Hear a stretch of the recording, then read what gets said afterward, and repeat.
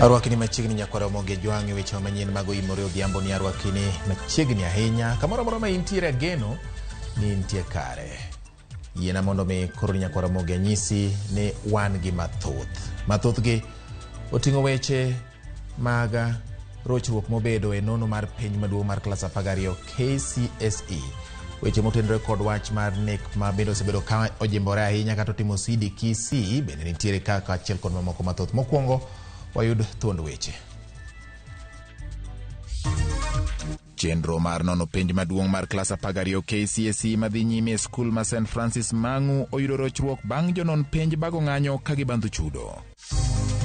Wan kaka jopiny wanyalo gombo mondo bi olimwa kabisa mondo wabende wabedie gi yuto. Ikruok dhi nyime Siaya ne limbe mar jatend Kenya William Ruto e giko dirani. Oganda jo Kenya koro penjore gima kelo nek ma kinde ka kinde e gwenge ma Kisii.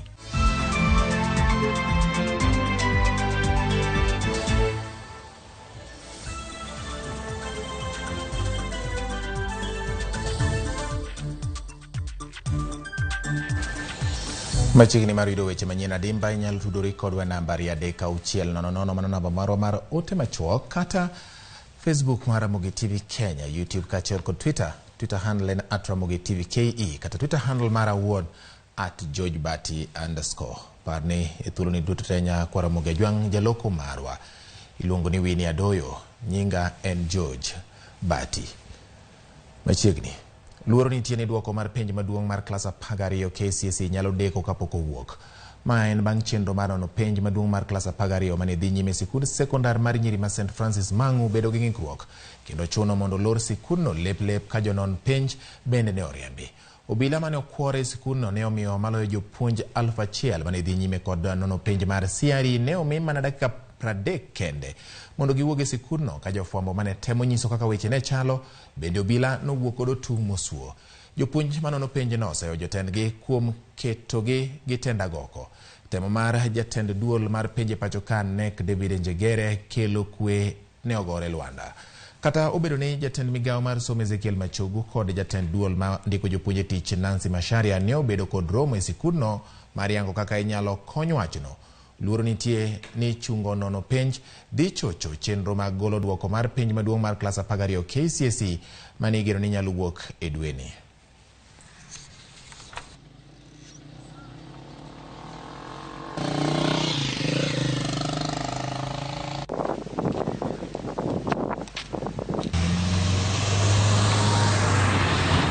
Nyakwara Ramogi kalure ga chiedh nade ma oneno e chenro mar nono penj e achiel kuom centers ma pachoka. Duol matayo penj Thurka ne koro golo milome kayango ni ng'ikruok pok obedo e chenro no. Jakom nek Ngire Julius Nyabundi wacho ni mutni nyocha muoch e achiel kuom centers ka jonon penj ng'ur ni ok gimor kod kaka jotendgi orido chike kar nono penj no. Okoni nek nyocha okawo okang' mar wilo jatend jononogo. To kata kamano ng'ur machielo nyocha kuwuok ka jonono moko ng'anyo ni gidwani medgi osara. Nyabundi wacho ni ochunogi golo jogo ma ok dwar dhi nyime kod nono kendo thuolo margi okaw kod jima moko. Osingo ni chenro mar nono penj KCSE biro rumo kaka nyocha ne osechan.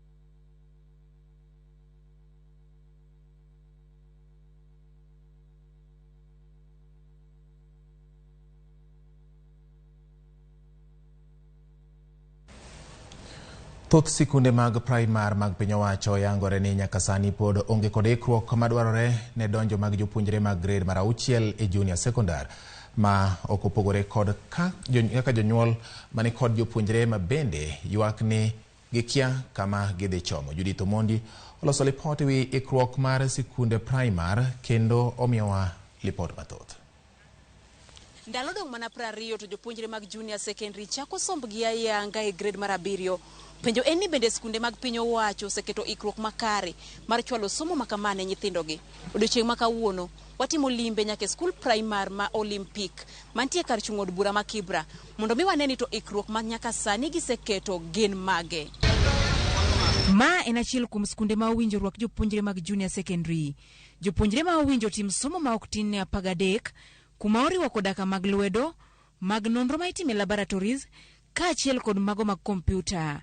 E skul ni ma Olympic, gima nitie nyaka sani en klas man nono, ma nyaka sani pod olor dhoge, manyiso ni onge ikruok mathoth ma osetimie iye. Watwa kod jalup japuonj maduong' maka, mageno mare nyaka sani, en limbe magigeno koa kuom migao mar somo. Ne warito gini ginyalo biro kata kawuono, kamano to kata kiny, e thuolo ma gibiro no, to koro wabro winjo mang'eny nikech kanyo ema koro wabro ng'eyo ni to gin gipango kodwa nang'o, to wan bende dwa penjgi ni to kuonde mwareme to gidhi timo nang'o. Ikruok malong'o to onge. Amanyalo wacho no seket malong'o ma wanyalo wacho ni nitie guidelines mosechiw ni mage madhi tiyo ne transition. Paro nitie mondo mi piny owacho olalre kod jopuonje mag primar ni mar gine maginyalo bedo geno ne jopuonjre go. Piny owacho nosingo chwalo japuonj achiel skul ka skul mar junior secondary. En adieri ni japuonj achiel ok nyal puonjo kuonde go te. Areas go ng'eny 12, 13 ng'eny. Kata primary kama iwacho ni japuonj is a jack of all trade, a master of none. Ogipuonj ga subjects go gite ni japuonj achiel puonjo subjects go te. TSC onego kaw advantage mondo gitigi jopuonj manitie. Nyaka sani gijumbe 2 kende kata mana ranyisi mar laboratory, workshop kod ute mag kompyuta pod ok onene skunde mag piny owacho. Wan gi rooms moko ma pod dibedo nono, mago wanyalo timo tiyo godo ka koro iketo chenro maber mar yudo workshop to gi rooms mamoko mwabro dwarore e skul machalo kamano. Ka rooms nitie to gi provide gik madwarore mondo koro room no beda workshop. There was a project mane serikal ni godo mar laptop. Ka dipo ni laptops go nitie to laptops go ti godo e computer. Kata mana jonyuol bende pod nie mudho. Telo ni jio bagni te. Chakre nyathi nyaka janyuol nyaka sirikal. Uro ng'isi gara ni onegi man sing 1,000. Hii ikori 1,000 nino. Kema poko miyi ni dwa chulo pesa ni dwa ikang. I fail to understand ni to aseyiero nyaka sikul ma nyathina dhiye. Kasto ichake idwoge irucho gino koni koro nyathina dok e sikul manosomecha. Gino inya kendo miya mental torture ma ok ang'eyo ni to adwa dhi chako nang'o. Jatatije bad migao mochung' ne chano chenro mag somo KCD mano Charles Ong'ondo nokoni buge mag jo grade mar 7 oseikore kendo ibiro chak chwal gi e skunde duto mag piny owacho ma pacho kae. Judith Omondi, Ramogi TV. Kaunti ma Kisii osebedo katumo it jo Kenya gi lipode mawuok kono mag monj kod nek piny maru. Oganda pod medo penjore gima dibed ni kelo lwenje makamano kendo nek ma osekelo buok ne oganda. Jafwambo marwa ma Kisii Crispin Otieno miyo wasigana makende ewi midhiero mag nek matimore Kisii. Ma en Kiobegi e gwenge ma Nyamache, kaunti ma Kisii. En ywak e dala mar Nelson Momanyi Ontita, jago ma nyaka sani nitie tesendo bila kalure kod nek mag nyithinde 2 manyiri. Achiel jahiga 4, kama chielo to en jadweche 10. Wuon nyithindogo nonego gi kowacho ni jin ema nomake ma ochuo timo timno. Kama nopoko timore, nyathi ma jahiga 3 bende pod nonro mare dhi mbele. Tok ka anti mare ka achiel kod nyathine ne omaki kalure kod tudruok mar lodho wang' Baby Sagini e gweng' ma Marani. Wach ma pod obila bende dhi nyime kod luwo. Piny manoru nyoro bende jaduong' moro e gwenge ma Bonchari Suneka e kaunti ma Kisii bende otong'o wuode ma jahiga 31 kendo chuoye kod pala dinuoya ma ochwe onege. Bang'e ne oringo nyaka tesendo bila mogolo pot tok nek mar wuode no. Gin weche ma osemiyo jo Kenya buok kendo pod ok ging'eyo gino matimore Kisii. Obino Nyambane en jatelo mochung'ne chike kod timbe jodhot ma Bagusi. Onyiso walit mare e chunye kaluwore kod timbe mag nek mamedore Kisii. Tunatembea na kila mtu anauliza swali, na nyinyi watu ni nini nafanyika hapo kwenu? Hapa kwetu Nyanchwa mwanamke amekata viungo vya mwanaume akitumia meno yake. Haijawahi sikika. Watu wetu chuzi mtoto ameng'olewa macho Sagini. Haijapoa. Juzi Nyamira mwalimu ameuawa, amewekwa kwa gunia. Haijapoa.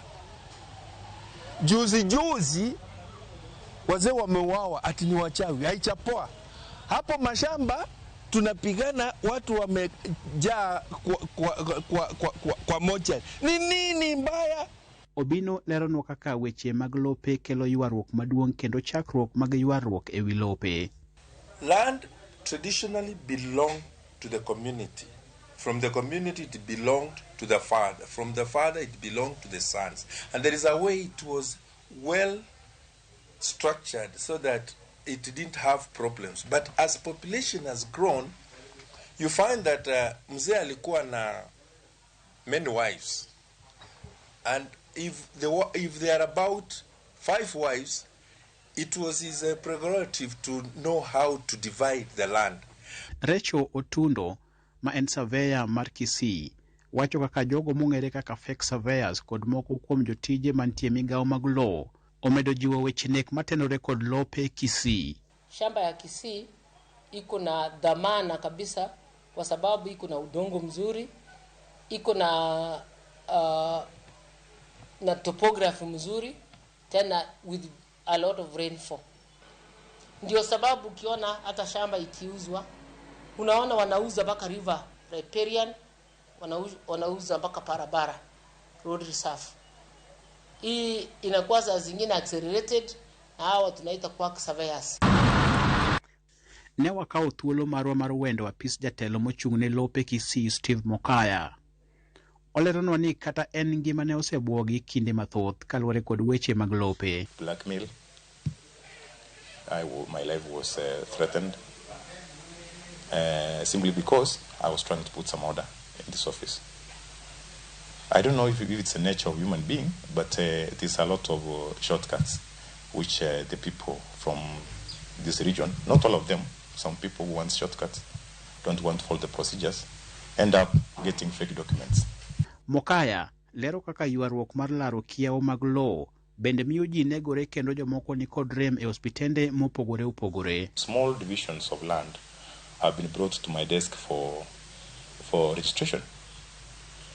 And legally, we don't have a statute which governs us on which size of piece of land you are supposed to register. You find in Kisii 0.02, which is roughly around 40 by 50 or 60 by 20 being registered, simply because we don't have a regulation which actually guides us properly on which size of land is supposed to be registered. It's a awakening call to the community. We must administer lands when we are alive to the people, the relevant people that who are related to the family members, so that we don't have these things after one has passed away. You didn't handle properly paperwork of your land, therefore it ends up in court. Kaluwore kod nek makamago mitudo kod lope, miyo moro mabende wuok kama iluongo ni Jogoe boma ma Kisii, ringre mare pod okan e kar kano ringre ma hospital ma Kisii kuom higni 6. Miyo no ma iluongo ni Catherine Sarange bende ne oyudi ka ong'ad ng'ute gi ji ma ok ong'ere kendo wit ringre ne e cho kaluwore kod weche mag law.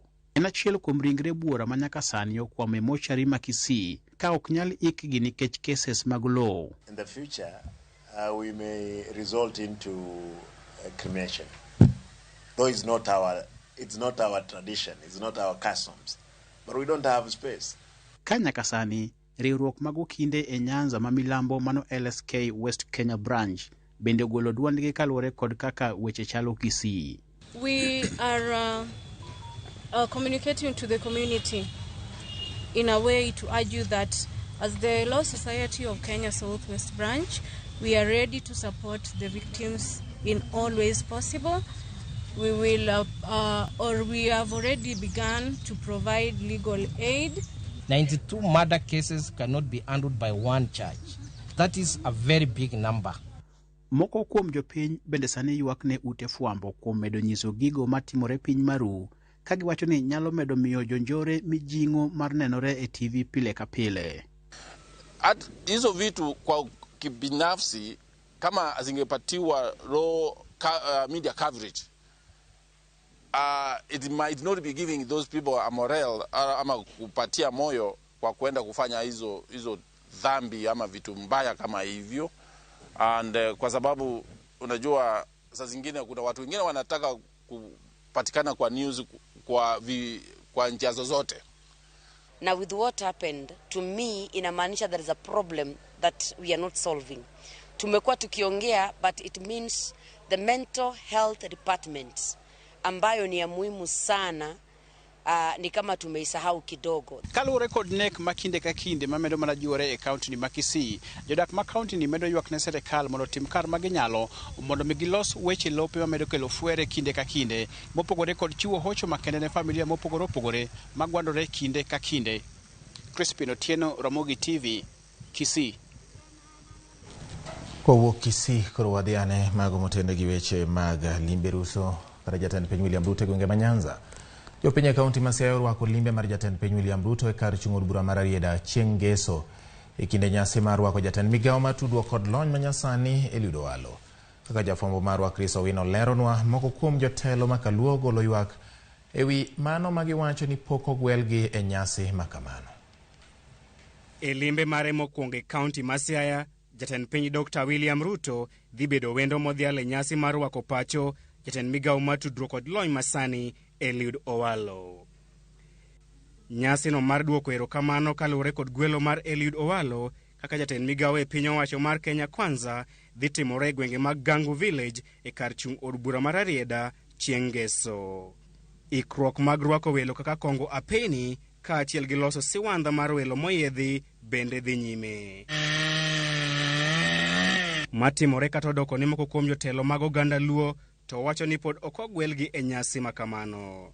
E twak mare kod Ramogi TV, jakom riwruok mar jood bura ma Kaluo Dr. James Nyikal oyango ni gionge kod ler moro amora ewi nyasi makamano, ka bende olero ni onge jatelo ma Kaluo ma osegwel mar yuoro e nyasi no. President orwako gute ariyo madongo. Ojatelo mag buche mag siasa kendo jasiasa. Mar ariyo urito piny te.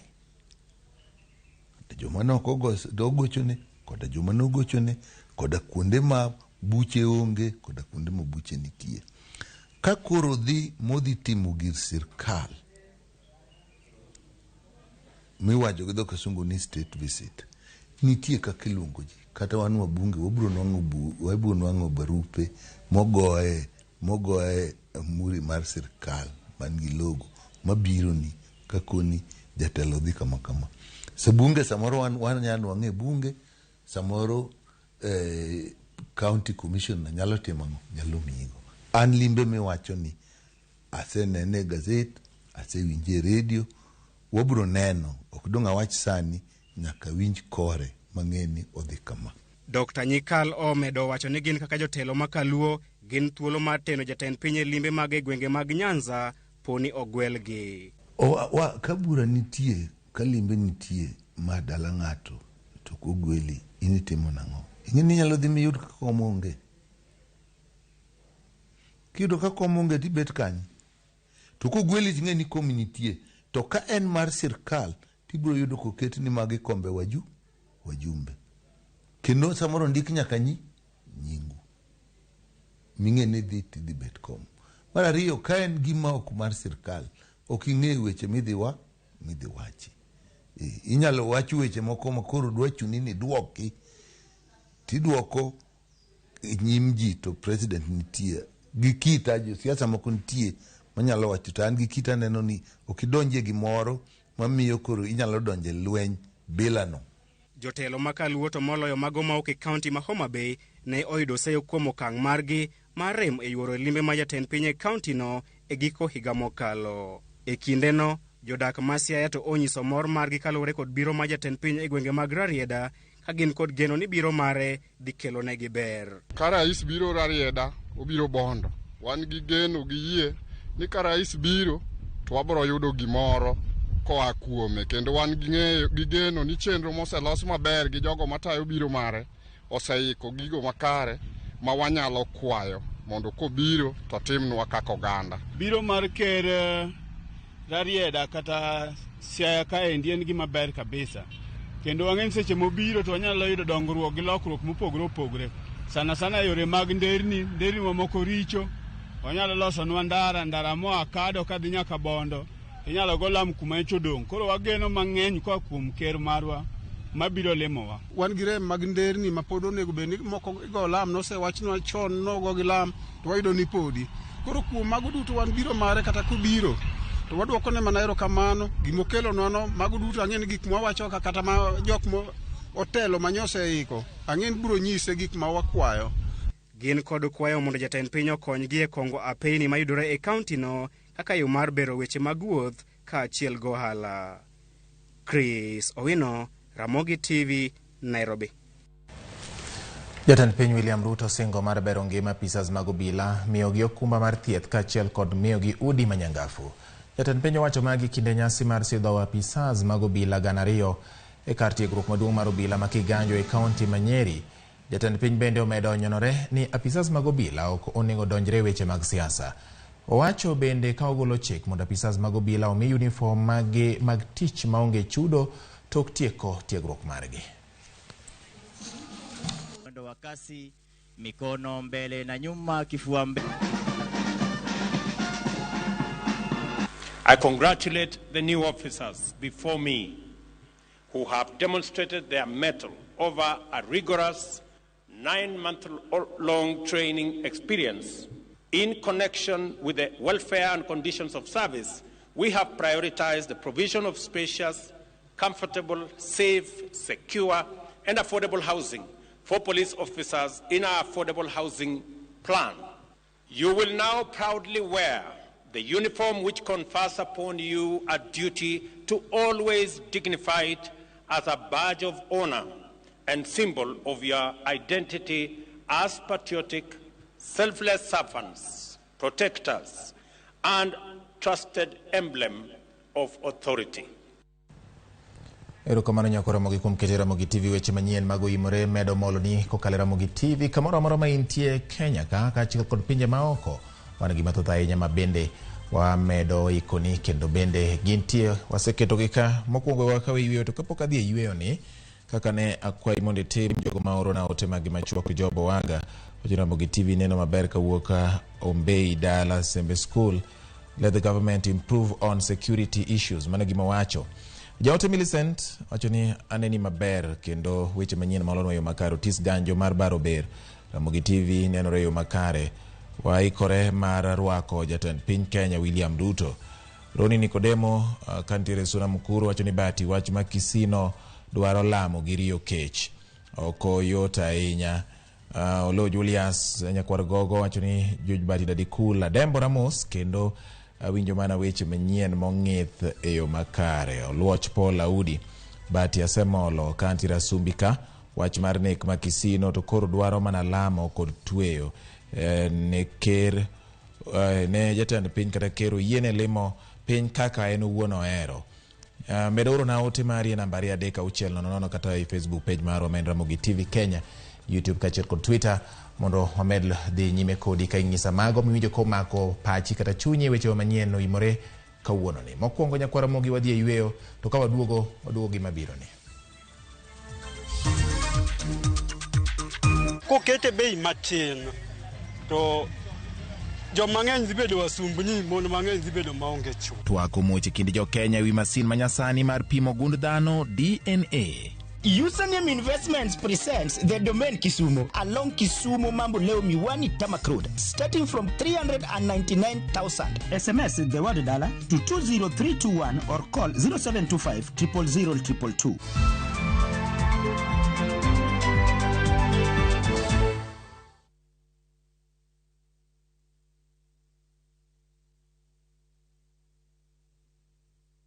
Raundi atindi ko tigara botaka imenya sai maiga. Hosori enyira nainde embouke gima. Wa?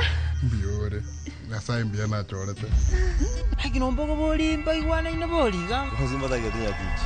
Kero musachi hoteli yeye. Nera rochi. Ombogo tabu atiribaga. Itarte muntagochi. Otaite somoni yaku. Asenge njusa takiti bosoku. Kurende kende tige komutanga kurenda enibo amune amate yaye. Ayo muntako ire kiaraiga. Engo kunere. Tengera ege ticha. Egosori enyeke gima. Yaruliko aseviu sasa bono. Shabakers Premier League's jackpot. 6 Premier League's games. Cheza na 8-ball. Shinda 100k daily. Tuma neno PJP kwa 29063. Not for persons under the age of 18. BCLB license 416.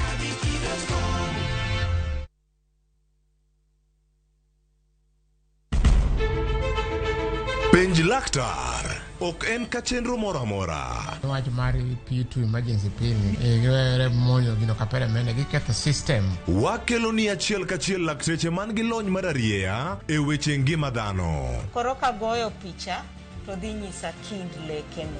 To gipuonji achiel kachiel e weche ngima. Kelo malit na masongo adhia. Very good. Riuri gi Ruth Otieno wuok tich nyaka tich abich chakre sa 12 odhiambo. Onono tiend weche kowuok kuom laktar. Osomo oteni. Namba mar SMS en 23600 en penj laktar. Kendo kawo simbi. Wadhi kawa simbe jowinjo wa joneno wa. Mana Ramogi TV.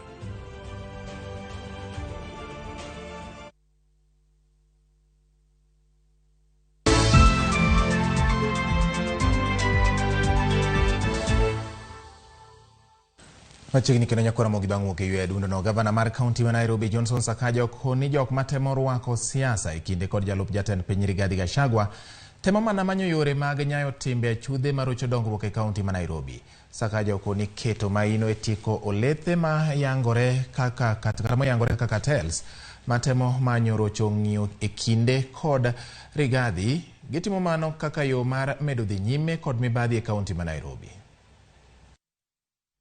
No, mimi sina vita na Mheshimiwa Rais Rigathi Gachagua. Mimi na mheshimu. Yeye ni mzee kwangu tena kisiasa, is at a higher position in terms of the party. Kuna vile serikali ya kitaifa ina relate pia na serikali ya counties. Ndio. Na hivyo ndio inafaa ikue. Labda kuna mahali tu, na mimi siwezi ongea zaidi juu ya mdosi wangu. Labda kuna mahali tu labda hatukusikizana ama kuna mambo yako yanaenda mzuri, na ingekuwa ni vizuri kukaa na sio kwenda hadharani. Kukaa na kusema hapa, because there will always be something. Nairobi will always have a special relationship with the national government. Jagoro maduong' mar duond bura mar Jubilee Jeremiah Kioni oseyo piny owacho mar Kenya Kwanza kuom temo donjore gi bad migepe mopogore opogore mag piny owacho e chwalo agenda mar siasa. Kioni olieko ni moko kuom apisas mag piny owacho e bad migawo mar obila osechunge tich e wi chich ni ne gisiro lwedo kweth mar Azimio la Umoja e kinde yiero maduong' mokalo. And we want to remind the current government that the public servants today are expected to serve the government of the day, the UDA government. Those public servants who are serving the government of the day, then the Jubilee government. To punish them today is to tell the others that they should not also be serving UDA government, because come the next government, they will be punished for having served it. Gachagua has also said that he is going to go for the cartels, so-called cartels, of the people who work with the Jubilee government. That vindictive approach is really the perpetuation or perfection of a political agenda. If it is a real criminal thing, then they should allow the institutions or the agencies that have been set in the Constitution to perform their work. Anything else is weaponizing the same agencies, is actually perfecting the capture, the state capture that they seem to have had a lecture on, and these are issues that will certainly make this government very unpopular. Jodak mawuok e kar dak manyamasaria kod alwora mare e Kolwa Central Ward e kaunti ma Kisumo koro geno yudo fungruok kotenre kod weche arita kwe ma oseng'ikore e gwengego. Romo makende ne obagi ma nyokelo kanyakla jopiny koda jotend arita kwe eweji warita kwe makono. Millicent Adhiambo miwaler mathoth. Gamanyoka donyo wan gi chandruok maduong' e weche mag insecurity. We saw in Citizen TV within Kolwa Central Kasule there was a pharmacist who was killed. I think all of you know the issue. Mago gin moko kuom jopiny magolo duondgi e wi rochruok mar arita kwe e alwora mar Kolwa Central Ward ma osemiyo moko kuom jodak owito ngimagi kendo luoro pod omako jopiny. Onego wabed ni wabet e chiro nyaka saa 3. Ka koro wadhi ot onego wadhi gi gimoro ma nyithindwa dhi konyore go wambe wadhi konyore. To kwa wuok e chiro saa 3 no igeng'onwa wang'ayo. Imayo wagige mwatigi kwa mwating'o. Jogi tong'o ji magitong' nyaka ng'amo pange gwengi, magitong' nyaka japuonj manyocho miyo nyithindo kalo maber nyaimbo school nyocho neg kama chiegni. Somebody like me with my size, if you are seen outside after 6 p.m., hiyo unatafutwa na panga. It's like you are advertising for your death. Elalruok mani obagi e kind oganda go kotelnegi kod County Commissioner ma Kisumu Josephine Ouko kod jotend arita mamoko. Jopiny ne oyawo chunygi. One of them is because of drugs. The second, too much alcohol.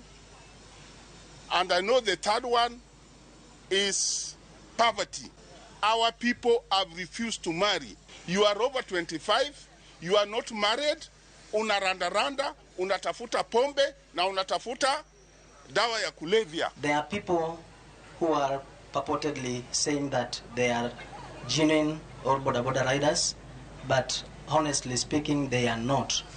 They are hiding, taking undercover in boda sector, but they are thugs. Enyim jochiw arita, jopiny opedho kwayogi kaka yor neno ni kwe oduogo. So we were requesting that this Nyamasaria police post be elevated to fully fledged police station with additional staffs. Commissioner ma Kisumu Josephine Ouko okwayo oganda go ahinya to jonyuol mondo ti kodgi machiegni eneno ni gikedo kod timbe njore. Tukianza kulaumu polisi ama viongozi ama mimi ama wewe, tutasuluhisha hiyo shida?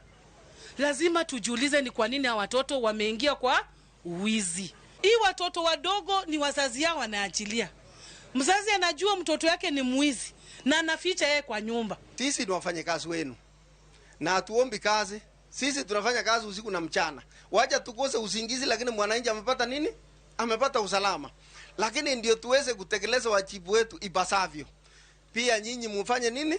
Mutusaidie. Bende huko no kauthulo no mar chiwo nembni mag tudruok mapiyo ne oganda kaka achiel kuom yorego mabiro konyo e kawo okang' mapiyo mar kedo kod jomaundu. Nataka kuwapatia command center number, yani nambari ya simu ambayo ukipiga usiogope ni DC, unapiga kwa ile center ambayo utaweza kupata nini? Usaidizi.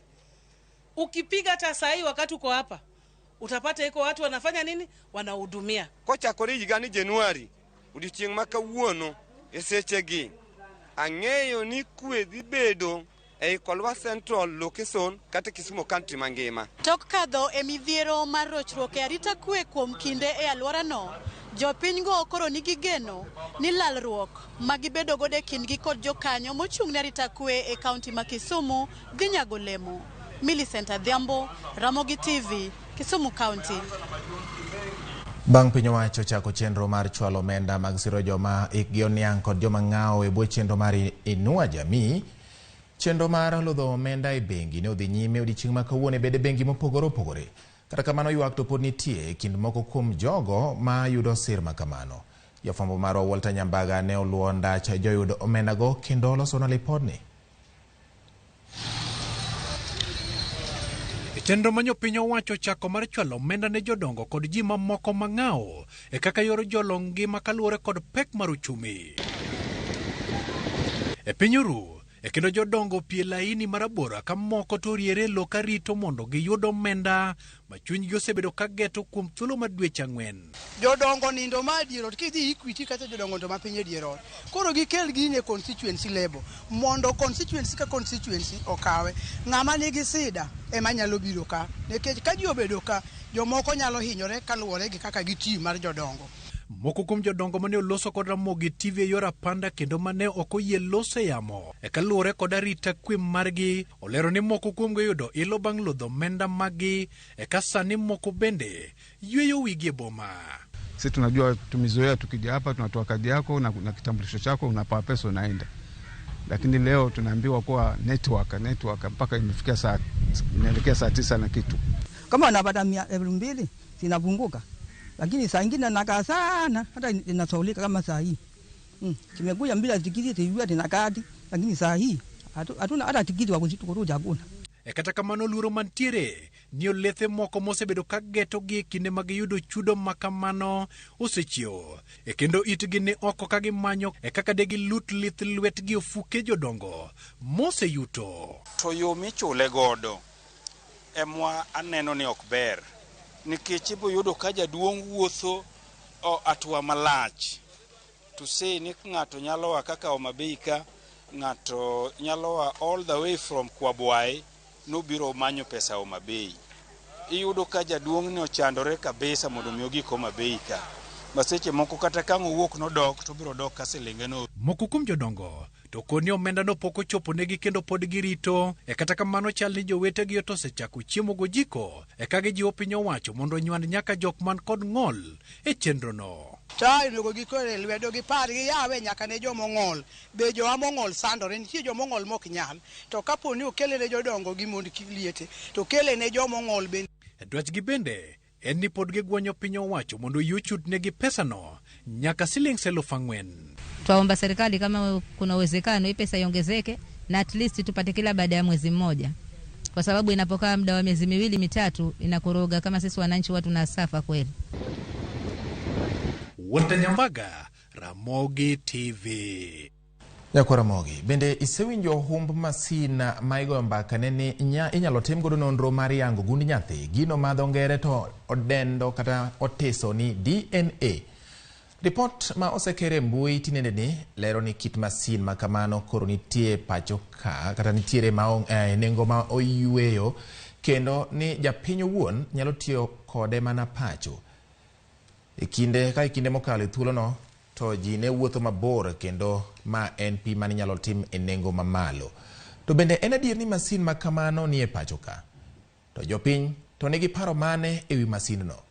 Jafombo marwa Simfros Okinda kolono wachni. Tok wach wuok ni masin moro wuok manyasani manyalo tigodo e yo mayot kende nengo moyueyo mar fwenyo gund nyathi kata DNA. Thoth oganda nonure mbui mag tudruok ka gigolo pachgi e wi lony manyasani no ka kwan joma kwede kod joma sire ne dwarom. Joma kwede wacho ni onyalo biro ketho udi ka joma sire to wacho ni adiera ber kata lit. Gini owinjo weya maluku mane nitie cha mondo mi kata ka ng'ato dwani oti kode to nyako sacrifice lakini kokete bei matin to joma ng'eny dhi bedo wasumbni mondo mang'eny dhi bedo maonge chuo. Ber ka otim DNA ma kata ka ng'ato wacho ni mane wuon nyathi to ong'ere ni mane wuon nyathi. Thoth oganda kata kamano wacho ni berne gi rachne romre. Kitu ya kwanza ni reachable. For example mzazi kama mzazi atajua kama hao watoto ni wangu au watoto si wangu. Kitu ya kwanza, lakini pia inaweza leta shida katika familia. Kitu ya kwanza ni familia imekuwa inaishi vizuri, si ndio? Na ikiishi vizuri kitu kije itaanza kuleta vita katika familia. Kwa hivyo mimi naona ikuje isikuje. To Benadier ni masini ni itiyo godo timo nonro mar DNA e ot. Dennis Miskela en laktar. Na gima chalo mana kitamba moro kata pamba moro minyalo choko godo law kata kodhi moro nyalo choko godo sample kum ng'amidwa pim. Ok en machine mikawo to choka remo kama kagipimo kata HIV cha to tango ni result apana. Bene Miskela lero chike matayo chenro mar timo DNA ma ochuno nyaka lugi jogo madwaro ng'eyo nondgi. Ogina yini nye shilingi 800 900 kese kao kitambano kata pambano michoko godo kata law kata thinyo kata lach miting'e to nyakitinge itere laboratory kata afis kata hospital moyieni timo test no. Kodi kao gino tidhi godo lab kata kar pim to ntie form ma sign kata iketo koki to nyawaducha be nyaka ket koke permission mar consent kata thuolo nyaka jonyuol ariyogi bedgo. Pimo no inyalo time private laboratory kata mag piny owacho ma ang'eyo ni luongo pesa mang'eyo mathin mogik en 15,000. Kopogore gi ng'eyo wuon nyathi hie, nonro mar DNA bende itimo e nono weche mag njore. Kata sikino kata ka jomoko okwanyi ringre ng'ato kotho to ji kia ni ong'ama chal nade, DNA go ikawo ipimo. Kata mana DCI timo kata ka ng'ato obambi, nyako obambi to jangi ng'ama no bambi. Idhi ti collect sample kuom yomo oido tabuni tipimo tinge ni ng'ani no ng'ama kama. Gie sani piny owacho ma pachoka pok opodho mondo masindni odonji e pachoka. Ne jo Kenya koro wamire mana kinde mar ng'eyo kaka lony manyasani ni biro kelo lokruok e sekta mar thieth ahinya e ng'eyo nond oganda. Ne Ramogi TV, nyinga Simfros Okinda. Anyuola more gwenge mag Ujamaa Ilikoni Mombasa koro ywak ne piny owacho mondo mi ojol gi wi wach duogo e pachoka nyargi manodhi manyo tich e piny Saudi Arabia masani koro gikoni lipot yango ni midekre ogore kuome. Gikoni gisetemo yore duto mag duogo e pachoka to kata kamano lek margi pok ochopo e wang'e ni mar agent manotere kuno bende koro sani ojwang'e kendo close kode. Jojaoko nigi ler mathoth kowuok Mombasa. Gweng ma Ujamaa e od bura ma Likoni Mombasa. Kae ne ayudo ka anyuola Miriam Makinyi masani okome piny Saudi Arabia kani kod lit ka gima chandogi en kaka ginyalo duogo pacho nyargi no mane odhi manyo kibarua. Ne en mor mar wuongi kaachiel kod dagi kane giwinjo ni oyudo kibarua e piny Saudi Arabia ka geno margi en ni ne odhi gologi e dhier ma gintiere sani. Ne en ng'at mane kod hamo oparo ni nyalo chupo Arabuni oyudo tich maber obiro konyago nyithinde hata an bo nyalo konyago. Akaja akaniambia, nyanya, mimi napata kazi lakini ninga kusafiri, namuuliza kusafiri wapi? Ananiambia nenda Arabuni. Nyako kone no kamano vichandu kutukolo chunyo wacha ni wazi atemango. Ate mwenda meko baba wabede be proud father. Kata kamano, morgi ne uduogo lokore kuyo mana bang' jumbe ariyo kane tuo gore kuome maticho tame piny Saudi Arabia kuma ne oyude tij ot. Bende en gi tuo mokwongo kane otere hospital Coast General mane no yudo prison e piny ka makuro ne koro piny ni koro ne rame kendo kuo piny rame kuro kusa onge kod geno mar tich onge kod hera mar tich. Yeye wauma watuma hivyo kazi. Wauma hii watuma hivyo kazi. Ipakasema mimi kazi sitaki tena. Nakampeleka nyumbani. Kila mtajiri atanipeleka sawa. Kila mtajiri hakunipeleka. Ng'ombe ni serikali nipeleke nyumbani.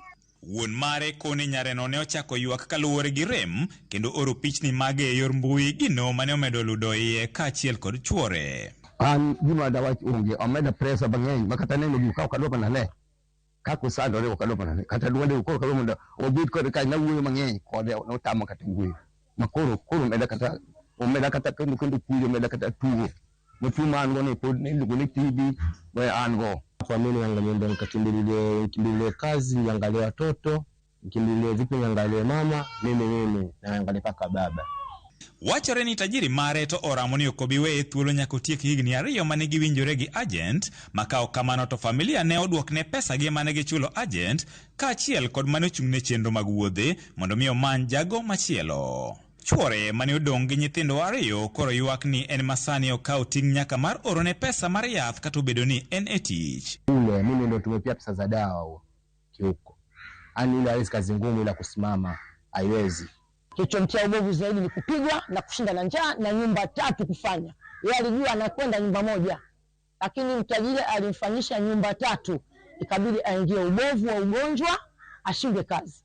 Julius Ogogo makedo ne ratich oganda kata kamano seyo agents matero ji e pinje maoko kuom rem luwo chike manitiere kolero ni chal mare ne ok onego bed ni oyudo oboke mar laktar mayiene dhi kuno.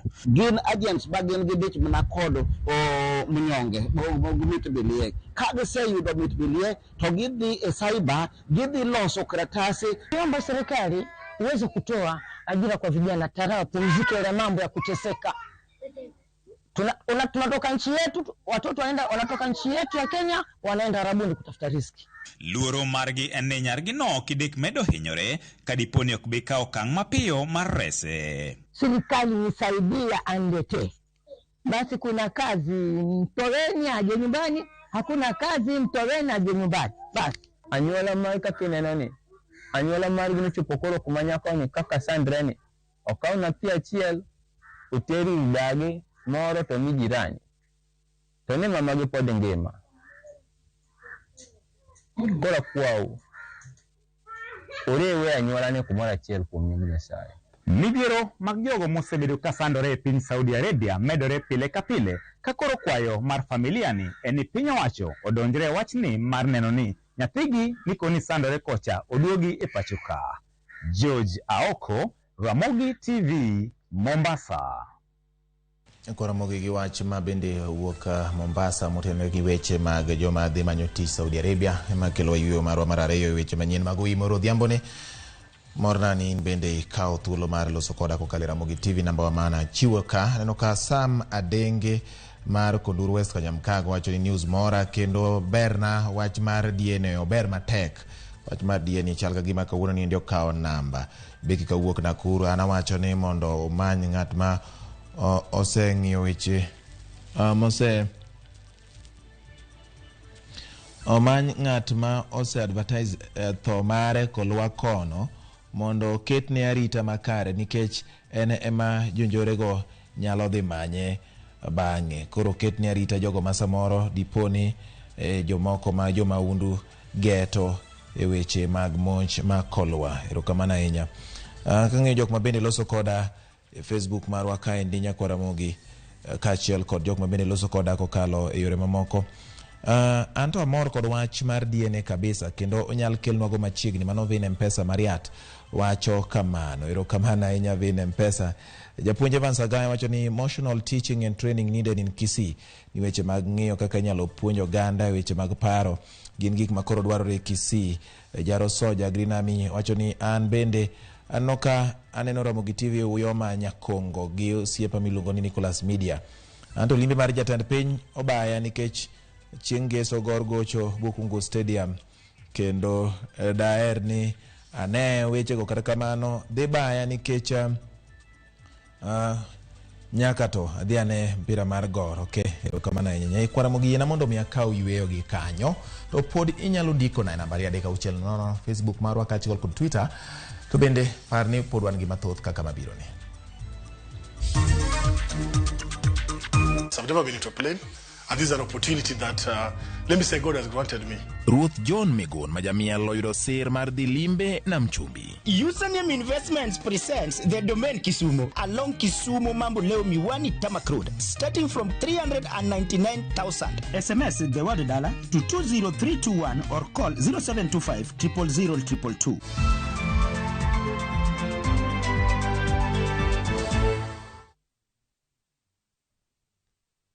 Twende Maju na View Travel. 5 days Dubai or Zanzibar from $600. 5 days Mauritius from $900. 4 days Seychelles from $1,000. 5 days Malaysia from $1,500. 5 days Thailand holiday from $1,100. 5 days Cape Town from $1,000 and Bali. 5 days from $2,200. Call 0703-254-254 or email connect@viewtravel.com. To fly Maju, pop.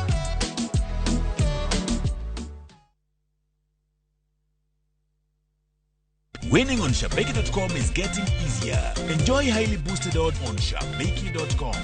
Kuwa Shabeki. Play now. Not for persons under the age of 18.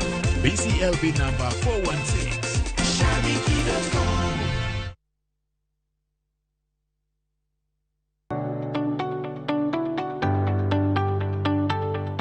Onego ichak kungo chon ni chudo mokwongo kata down payment. Omenda mibiro tiyogo e dar kod omenda mora mora mibiro tiyogo kisedar kendo koro idake.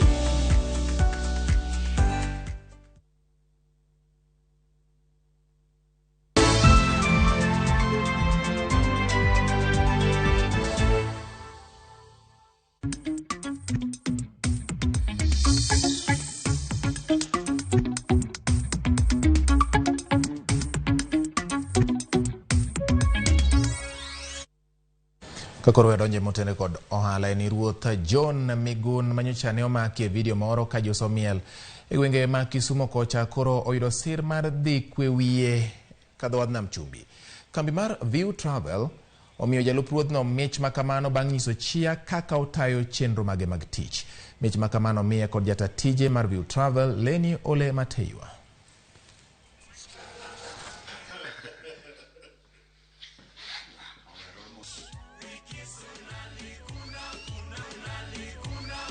It's an honor to be here, and I want to encourage the community that good deeds pay. Let's try and encourage each other to do good to one another. It's going to be an opportunity for me to be on air to Mombasa, flying to Mombasa. I've never been into a plane, and this is an opportunity that, let me say, God has granted me. I'm so happy, and I wanted to tell my wife that, watch out, we're on the way to Mombasa. As View Travel, we encourage the society to do things differently and do things that will bring cohesiveness in the society. So as Chief Migun is dancing and talking to the society and the people who are in that caliber of age, we are going to be rewarding anybody who does something differently. My hands, your waist, my heart. Ekoromogi ruoth koro dhi gone dende pole. Gwenge makadho nam chumbi ong'ielore kuoyo nyalo chungo cham kuna bende matine dho nam mataro mar nam chumbi ka bende nyiso chia mare puoch gi pak ne ruoth John Migun. Ka were kod mago en ni kambi mar ndeke mar Jambo Jet ne oting'o jowuoth duto ma kore kwan gi to ingo milion 1 higa mokalo. Tend kambi Jambo Jet ochiwo ripot makamano ka olero ni kwan no kalo mano manyicha gi geto mar 38. Jambo Jet sani yangore ni kod kwan mag wuodhe maweyo 350 juma ka juma ne jowuoth madhi e gwenge 10 mopogore opogore.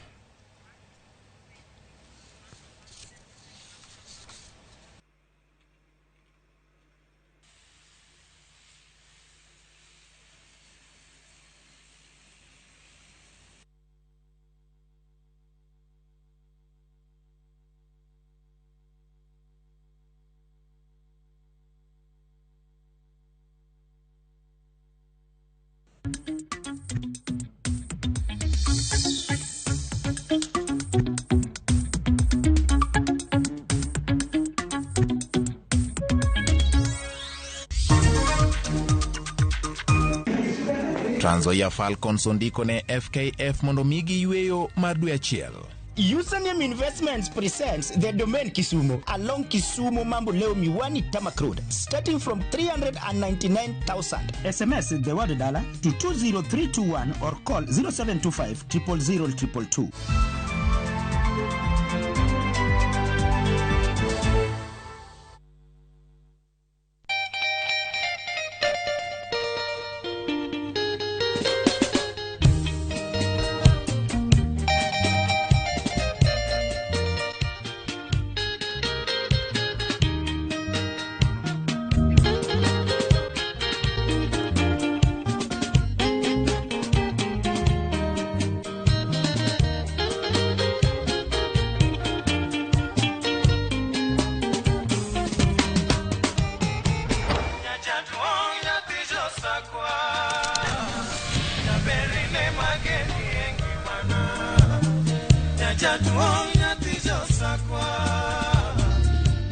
Radio Ramogi, Cartoon Jaluo.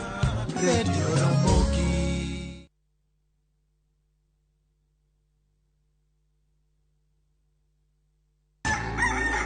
Kapok piny oru, kapok oyaw chiro, jopur ochako odiochieng'gi. Ng'ato ka ng'ato gi gombo mar kelo lokruok. Wachalo joma timo research mondo mi wakel gik man gi value. Ma ok odewo kama idake kata gima ipidho. Pith mar kich en agribusiness. Riwri kodwa mondo ipuonjri yore pur. Cover crops inyalo pidho ei puothi mar rabolo no. Jopur kod chiro mag jopur. Kendiel ma dende ber ema biro mi market. Pur gi ohala. Tich adek ka tich adek, saa 1:45 mar odhiambo. Mane Ramogi TV.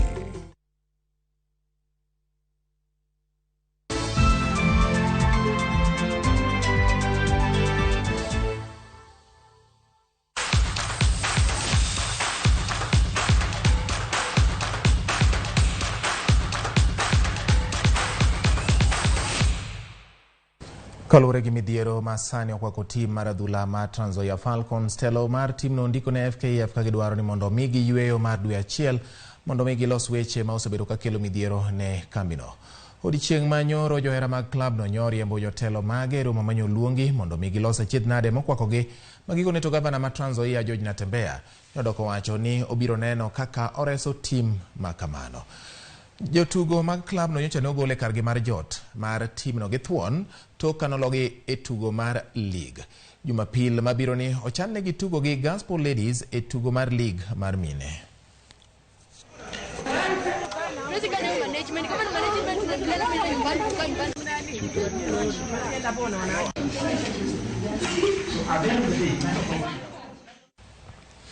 Komiti maduong' mar Olympic e pacho ka nok otieko chenro ma oyiedhi mar tiego jopuonj mag tuke mopogore opogore pacho ka, ma en motelo ne chak ikruok mag tuke mopogore opogore mag rowere mabiro timore dwe mar 3 e piny mar Ethiopia kod mano ma dwe mar 4 e piny mar Congo Brazzaville. Tiegruok ma kamano nyoyawa yanga gi jalup jakeno mar no Kenya John Ogola, ka jadhong' machon Nico Koth en achiel kuom jok ma oyudo tiegruok mar bedo japuonj mar joadhong'.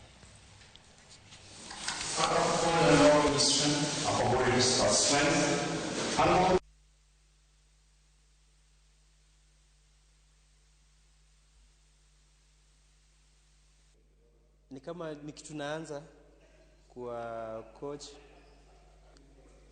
ndio niko class hapa na funzo vitu moja mbili ya kupatia mtoto mawaidha vile anaanza pale chini akipanda juu kuja kuwa star, yani kwa hiyo generation nyingine inakuja. Na mafunzo tunapata hapa pia Simba sana ile zetu tu za kawaida. Ni mimi ndio nimetana, lakini ni vitu zinakuaga na so the National Olympic Committee after doing much research came up with these youth camps after realizing that sports was evolving and actually some of those sports that we thought our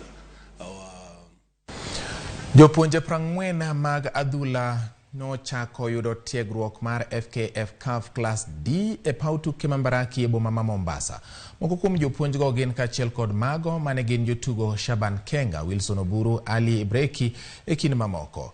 Jakom FKF ma Mombasa Lilian Kazungu okwayo jotugo machon ni mondo owuog oko yudo puonj makamano mondo migidhi nyime gi nyayo tuke mag adhula. Korka kore japuonj mar jopuonj adhula kata instructor Twahir Muhidin okwayo coaches manie kor gwenge ni mondo mi okaw thuolo makamano ni mari kinde mabiro ok bibedo mayot ne japuonj maonge kod barupe madwarore puonjo tim mora mora e pacho ka. Fursa nasema azimu kwa Mombasa nzima, na kitu cha kusikitisha ni kwamba hakuna karatasi yote itakayotambuliwa isipokuwa ya shirikisho letu kuu na ambao headquarters iko Nairobi. Tulikuwa tunafungua rasmi coaching course ya Mombasa ambayo ilikuwa inasimamiwa na Mombasa County Branch pamoja na FKF National Office. Nafikiri leo tuna macoach 40, ingawaje hiyo ndo maximum number, lakini kuna wengi ambao walikuwa wametaka kupata hii nafasi, lakini tumewapromise kuwa tukimaliza hii in the next 1 month tutaorganize ingine, pia tutaomba nafasi tupate ingine tuweze kuorganize ili wapate wote. Na niko hapa kuweza kuzidi kupata elimu ili niweze kufunza na wengine ambao wako nyuma, kwa sababu niko na passion ya kuwa kama kocha. Na I think hii ni opportunity nzuri ambao sisi kama wale ambao tuko hapa Pwani, na kwa sababu hiyo ndio pathway ambayo imewekwa kwamba lazima uanze kuendelea mbele.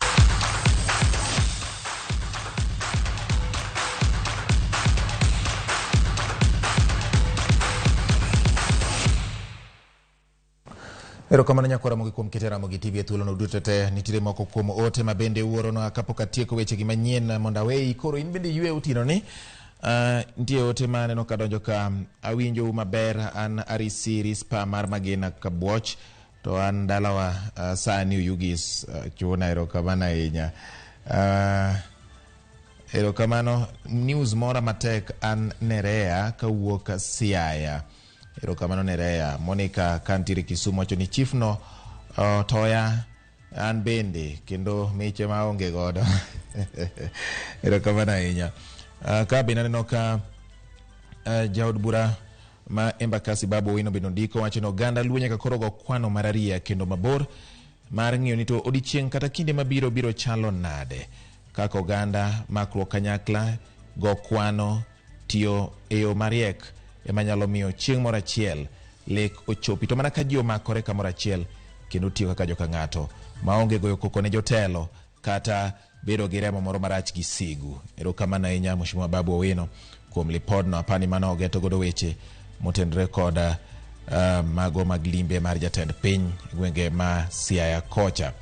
Ka indi bende aneno ka Monica kantiere Kisumu, aneno ka in bende ndiko Purity Agai wacho ni chief koro dhi ywere mos Mombasa.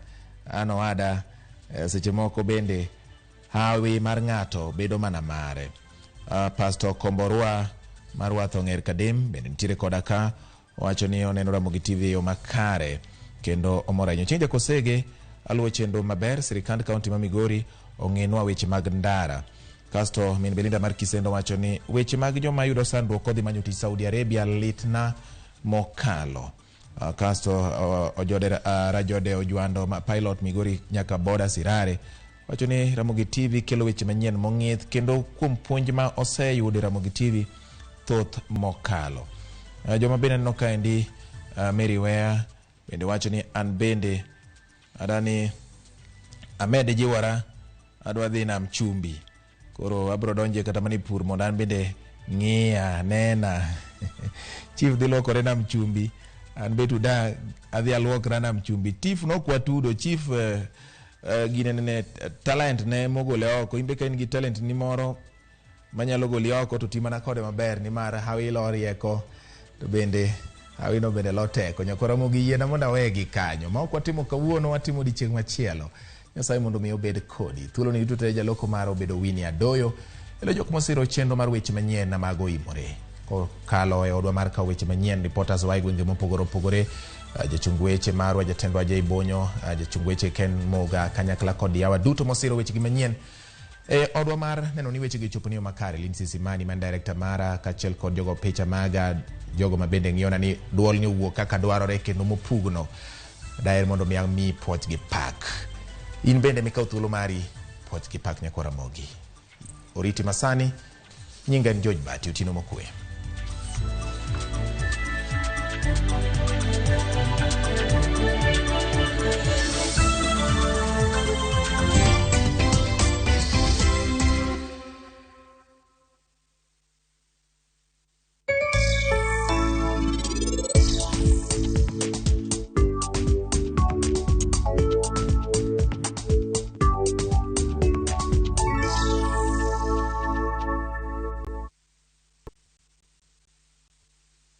Raundi ya tindi kotika rabotaka imenyasai maiga. Hosori enyira nainde embouke gima. Wa? Biore. Nasai mbiana chorete. Haki nomboko boli mbai wana ina boli ga. Hozimba ta getinya pichi.